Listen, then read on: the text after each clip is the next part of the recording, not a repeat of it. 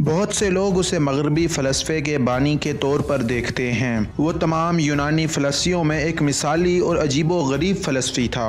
سقراط 399 قبل مسیح میں ایتھنز کے سنہری دور میں پیدا ہوا۔ اس نے فوج میں بھی اپنی خدمات سر انجام دیں، مگر زیادہ مشہور وہ اپنے سوالات کی وجہ سے ہوا۔ وہ ہر چیز کی تہ تک پہنچنے اور حقیقت جاننے کے لیے سوالات پہ سوالات کرتا جاتا، اور اس طرح وہ اپنے علم میں اضافہ بھی کرتا تھا۔ اس نے اپنے بارے میں خود کچھ نہیں لکھا۔ اس کے بارے میں جو بھی لکھا گیا وہ اس کے شاگردوں نے لکھا، اور خاص طور پر اس کے ایک شاگرد افلاطون نے اس کے بارے میں بہت کچھ لکھا۔ سقراط کے سوالات اکثر متنازع بھی ہوتے تھے، جو ایتھنز کے کچھ لوگوں کو پسند نہیں آئے، اور اس کے یہی سوالات اسے زہر کے پیالے تک لے گئے۔ تو آئیے جانتے ہیں یونان کا یہ عظیم فلسفی کون تھا، اور آخر کیوں اسے زہر کا پیالہ پینا پڑا۔ سقراط ایتھنز میں ہی پیدا ہوا اور اس نے اپنی ساری زندگی بھی وہیں گزاری۔ اس کا والد ایک سنگ تراش تھا اور ماں ایک دائی تھی۔ جوانی سے ہی اسے نئی نئی چیزیں سیکھنے کا بہت شوق تھا، اور اسی وجہ سے وہ اکثر اپنے ماں باپ سے سوالات بھی کرتا رہتا تھا۔ سقراط کا زمانہ وہ تھا جب ایتھنز کی شہرت دنیا بھر میں تھی۔ ایتھنز دنیا کا واحد شہر تھا جہاں جمہوریت یعنی ڈیموکریسی تھی۔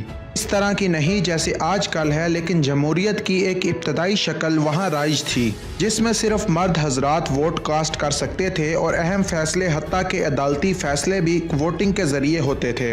ڈیموکریسی ایتھنز والوں کی ایجاد تھی، اور انہیں اس پر بہت فخر بھی تھا۔ اس زمانے میں ایک عالم کے بحری جہاز ایتھنز کے ساحلوں پر لنگر انداز ہوتے تھے۔ لوگ ایتھنز کے بازاروں میں پتھروں کے عقل دنگ کر دینے والے مجسمے دیکھتے، جادوگروں کا ہنر دیکھتے اور نئے نئے علوم سیکھتے۔ لیکن سقراط کا فن ہی نرالا تھا۔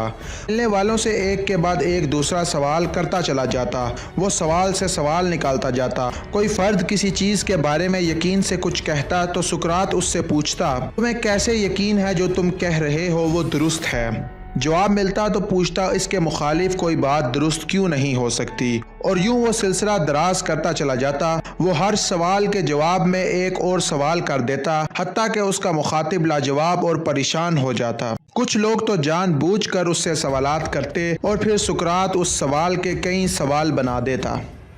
سقراط جہاں پیدا ہوا یعنی ایتھنز میں، وہاں لوگ دیوتاؤں پر یقین رکھتے تھے، اور ان کے بت بنا کر انہیں پوجتے تھے۔ سقراط نے ان کے اس نظریے کو مکمل طور پر مسترد تو نہیں کیا، مگر اسے یہ دیوتا سمجھ میں نہیں آتے تھے، اور وہ اکثر دیوتاؤں کی بجائے خدا کا ذکر کیا کرتا تھا۔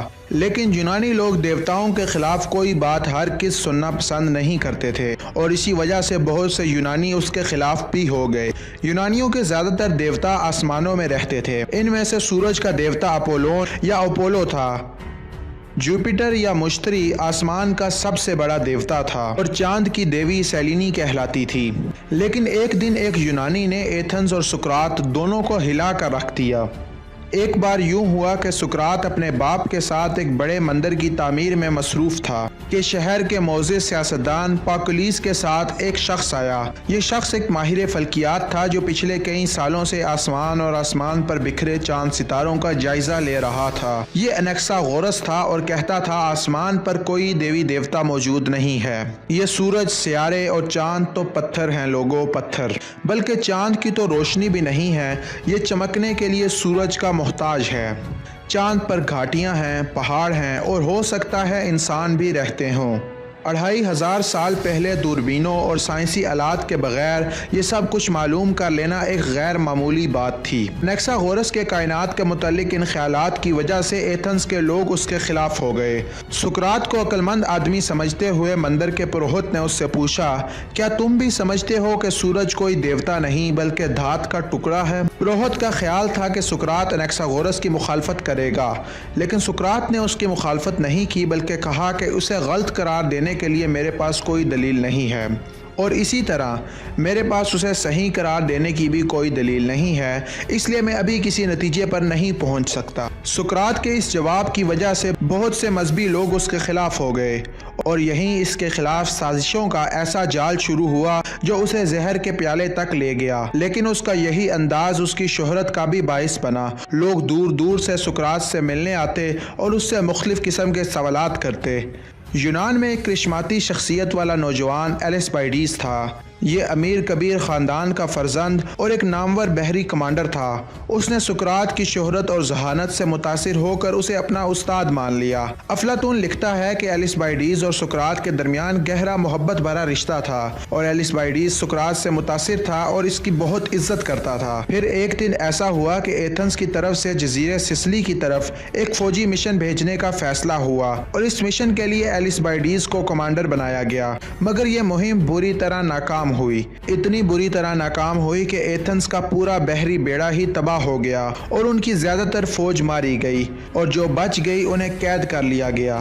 ایلسبائیڈیز جسے اس مہم کا کمانڈر بنایا گیا تھا، اس ناکام مہم کے بعد کبھی ایتھنز واپس نہیں آیا، بلکہ وہ ایتھنز کے دشمن اسپارٹنز کے ساتھ مل گیا۔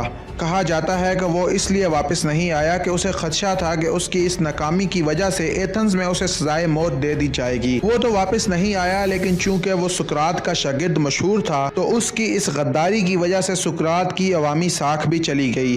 ایلسبائیڈیز ایتھنز میں بدترین غدار قرار پایا جا چکا تھا۔ ایتھنز میں ایک سٹیج تھا جس کے ڈراموں میں سقراط کی کردار کشی کی جانے لگی، اور یہ کردار کشی کوئی عام لوگ نہیں بلکہ ایتھنز کے مشہور سیاستدان کر رہے تھے جو طاقتور بھی تھے۔ اور پھر ایک اور سانحہ ہوا، وہ یہ کہ ایتھنز اور اسپارٹنز کی جنگ جو پچھلے 27 سالوں سے چل رہی تھی، اس میں ایتھنز کو شکست ہو گئی اور اسپارٹنز جیت گئے، اور ان کی اس جیت کی صفوں میں ان کے ساتھ ایلسبائیڈیز بھی شامل تھا۔ ایلسبائیڈیز کی غداری دیکھ کر سقراط کے دشمنوں کو اس سے جان چھڑانے کا موقع مل گیا۔ انہوں نے اپنی اس ناکامی کو سقراط کے دیوتاؤں پر طنز سے جوڑ کر اس کے خلاف مقدمہ دائر کر دیا۔ ان کا کہنا تھا کہ سقراط نے دیوتاؤں کی بے حرمتی کی ہے، جس کی وجہ سے دیوتا ہم سے ناراض ہو گئے ہیں اور ہمیں شکست ہو گئی ہے۔ سقراط کو جیوری کے سامنے پیش کیا گیا اور وہ یہ مقدمہ اپنے مخالفین کی سازشوں کی وجہ سے ہار گیا اور اسے سزائے موت سنا دی گئی۔ ایتھنز کے قانون کے مطابق اسے سزائے موت کے لیے طریقے کا انتخاب بھی خود ہی کرنا تھا۔ تو اس سے جب پوچھا گیا کہ تم کس طرح مرنا پسند کرو گے تو سقراط نے کہا، میں حکومت کے خرچ پر ڈنر کرنا چاہتا ہوں، یعنی اس نے ہیملوک پینے کا انتخاب کیا تھا جو کہ ایتھنز کا سب سے خطرناک زہر تھا۔ سقراط نے زہر پینے سے پہلے اپنے دوستوں سے آخری ملاقات کی اور پھر زہر کا پیالہ پی لیا، اور پھر مرتے مرتے اس کے آخری الفاظ کچھ یوں تھے، کرائٹو وہ ہم پر جو مرغ کا ادھار ہے وہ چکا دینا۔ کرائٹو نے کہا، چکا دوں گا، کچھ اور حکم کریں۔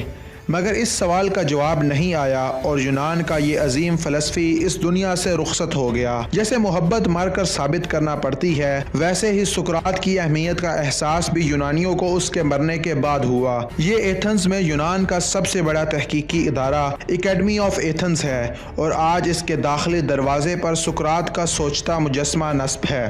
آج یونانی جس سقراط پر فخر کرتے ہیں، اسی سقراط کو ہزاروں سال پہلے یونان کی عدالت نے سزائے موت دی تھی۔ ناظرین، اس طرح کی مزید ڈاکومنٹریز دیکھنے کے لیے ہمارے چینل کو سبسکرائب کریں، اس ویڈیو کو لائک کریں اور نیچے کمنٹ سیکشن میں اپنے خیالات کا اظہار ضرور کریں۔ Thanks for watching.